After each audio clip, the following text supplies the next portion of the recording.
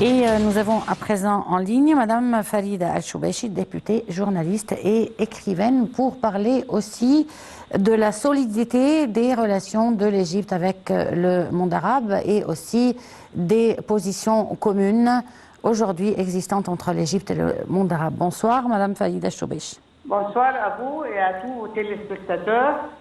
C'est vraiment un pas très important. C'est plusieurs pas. Mais aujourd'hui, on est arrivé à un stade, une avancée vraiment très importante. C'est que le président Al-Sisi, moi je dis toujours qu'il ramasse, il regroupe les gens au lieu de déchirer, d'exciter tout ça. Le président Al-Sisi est en train de réunir le monde arabe, Oui. et de réunir toutes les forces qui bâtissent, qui sont contre le terrorisme, contre le chauvinisme, tout ça. Tout ça, le président est en train de le faire, et en plus, il y aura une complémentarité entre les régions arabes, entre le monde arabe, entre les États arabes. Nous produisons telle chose, un autre pays produit une de nos nécessités aussi, quelque chose qui nous est nécessaire, et ainsi de suite. Et c'est pour ça que moi, je suis très optimiste quant à la solidarité arabe. Et en plus, il y a des pourparlers permanents entre le président et les dirigeants de ces pays-là arabes, et ils arrivent toujours à une position commune. Donc, ça, c'est très important. D'accord. Le monde arabe, vu que à présent et depuis quelques années, il est en train, en quelque sorte, de vivre une certaine union. Cette union, elle doit se refléter par un certain plan stratégique pour le développement de ce monde arabe, pour qu'il soit en mesure de s'aider entre eux. Est-ce que on a ou on parle d'une telle stratégie aujourd'hui? Bien sûr, c'est ça, c'est le comment dire, c'est le motif le principal motif pour les efforts de notre président, parce que ça va nous renforcer, pas seulement renforcer le monde arabe, mais renforcer l'Égypte aussi. Vous savez, il a toujours dit que notre union, c'est notre force.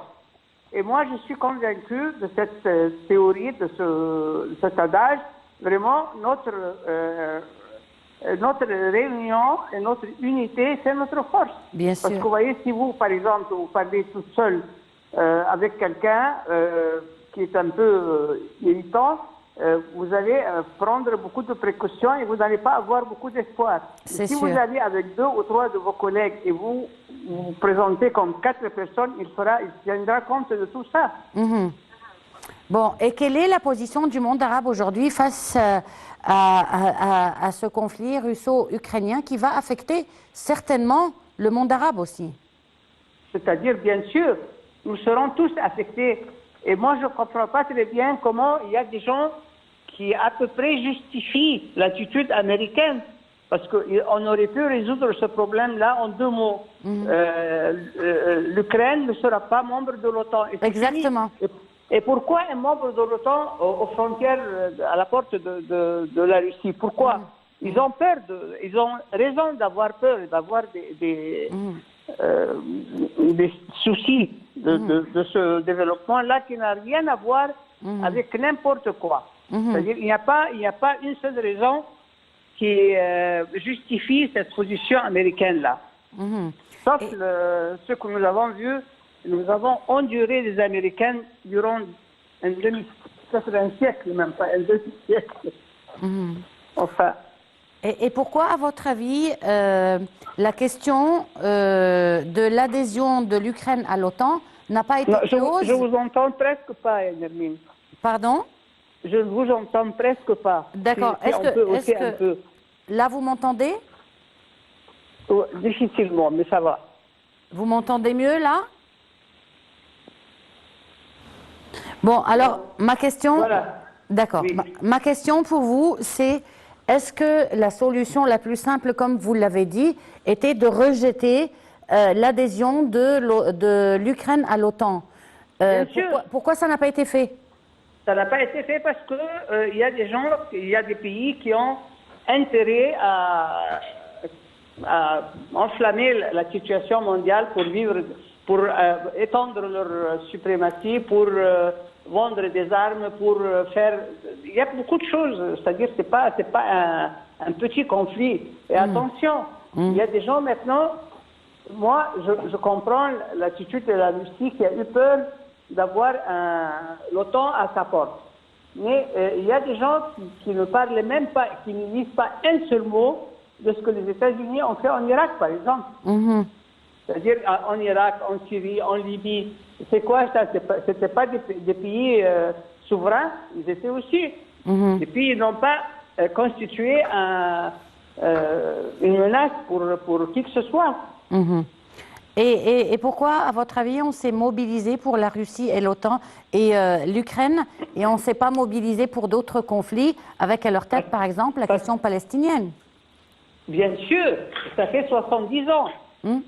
Et ça a toujours été l'attitude des États-Unis, et ils ont même refusé pendant des dizaines d'années qu'une seule fois il y ait même une petite remarque pour Israël pour ce qu'il fait et ce qu'il commet en Palestine.